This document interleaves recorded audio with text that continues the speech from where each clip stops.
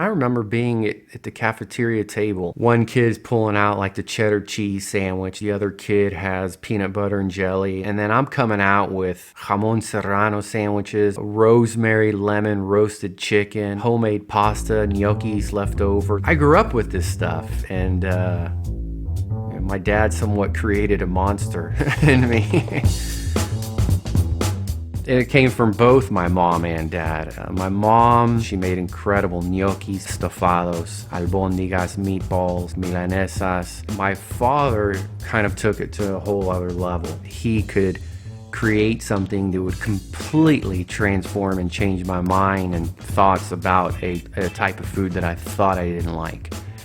And I take that with me every time I cook. You know, we had an amazing experience with some of my high school friends. It was during a high school dance, and most people go out to the steakhouse. Well, instead, we had a 5-course meal at my house. And it wasn't just that it was a 5-course meal. My father came out with every dish, talked about it, what the techniques used were, the history of that cuisine and culture. And you could imagine all my buddies and their dates were very impressed. That was my dad. It was, that's what I grew up with. That's what I learned and thought was a normal thing.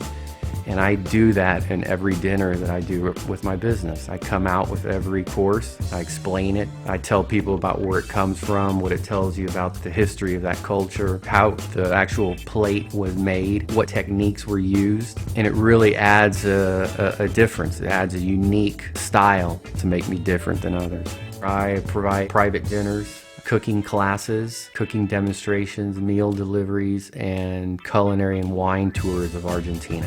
I started this business about 4 years ago while I had a full-time job just to get it off the ground. Did that for about 2.5 years. Eventually I was able to leave the full-time job. I think that for me was the best way that I could ever show my dedication, showing yourself that I can walk away from something that comfortable and stepping out into the unknown only with the idea that you have a skill set to make things happen and a drive and a passion. The first quarter of doing this full time, I did as much business as the entire previous year part-time. So that was a great indicator. It told me, hey, this is something that you can do. This is something that can grow.